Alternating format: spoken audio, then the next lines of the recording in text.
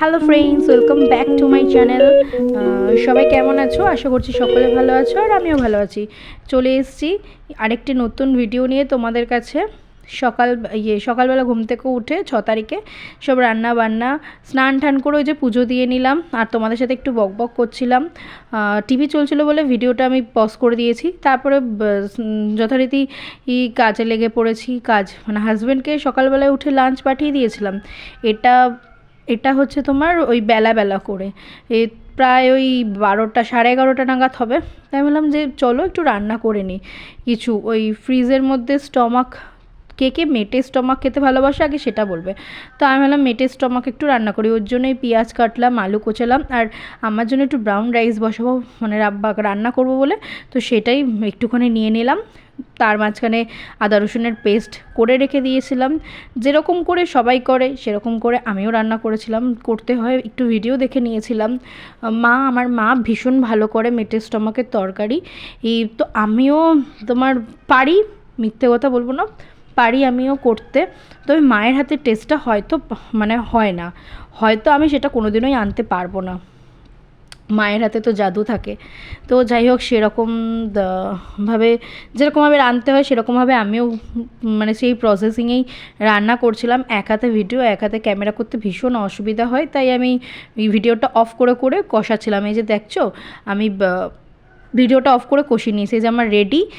এবার একটু ঝোল ঝোল রেখেছিলাম, যখন জাল দিই তরকারি তখন একেবারে শুকিয়ে নিয়েছিলাম। তো এই যে আমার দুপুরবেলা লাঞ্চ মাছের ঝোল আর ভাত, রাইস আর হচ্ছে একটু ভাজা। তো রাত্রেবেলাতে আমি আর সেদিনকে কোনো কিছু ভিডিও নিয়ে একটু নেল পালিশ পরছিলাম, সেটাই আমার হাজব্যান্ড ভিডিও করে দিয়েছে। এটা 7 তারিখ সকালবেলা ঘুম থেকে উঠে আমার হাজব্যান্ড গণেশ ঠাকুরকে পুজো করেছে বাড়িতে, সেটা ভিডিও ক্লিপ ও আর তোলেনি। আমি রেডি হচ্ছিলাম, আমরা গেছিলাম আদিকেশবা টেম্পল। তো যাই হোক, আমি রেডি হয়ে গেছিলাম, রেডি হয়ে সুন্দর করে আমি জিজ্ঞাসা করছিলাম আমাকে কেমন লাগছে সবাই জানিও। তো আমার হাজব্যান্ড এই যে গাড়ি বার করলো, আমরা বেরিয়ে পড়েছিলাম। আর আমি আমার হাজব্যান্ড না, আমার নিচের ঘরে যে বাঙালি বন্ধুটা হয়েছে মৌ এর হাজব্যান্ড, তারা সবাই মিলে গিয়েছিলাম। আমরা 4 জনে গিয়েছিলাম। দাদা বৌদি ছিল না, দাদা বৌদিকে মিস করছিলাম। বেচারা পা তো এখন ভালো আছে, পাটা সে ডিউটি জয়েন করেছে 2 দিন 3 দিন হয়েছে। যাই হোক, সেও পরে নেক্সট টাইম জয়েন করবে আমাদের সাথে।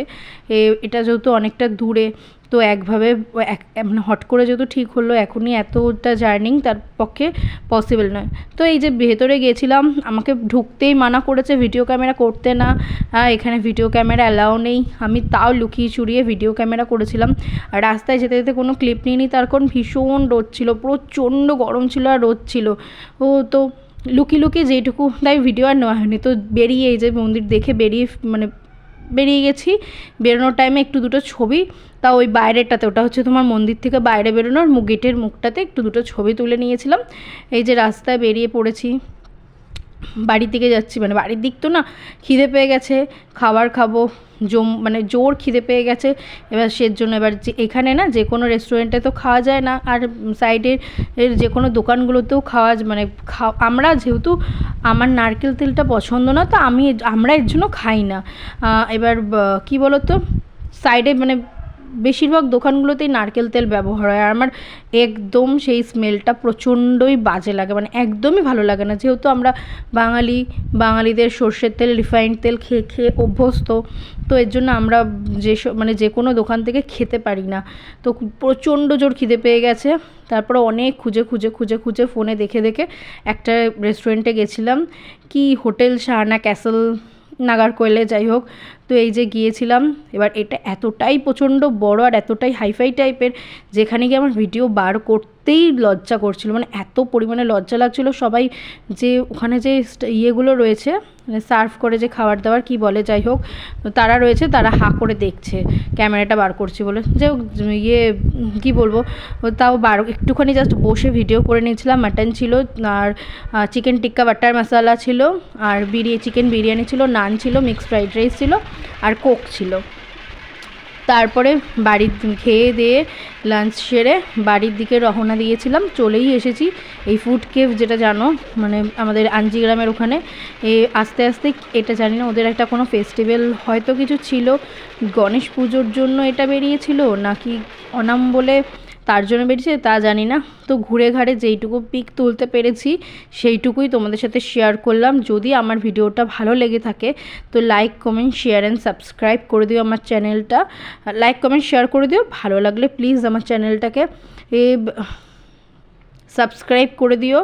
তো দেখা হবে আবার একটা নেক্সট ভিডিওতে। ততক্ষণের জন্য তোমরা সবাই সুস্থ থেকো, ভালো থেকো, ও আর আমিও ভালো থাকবো। Tata, by.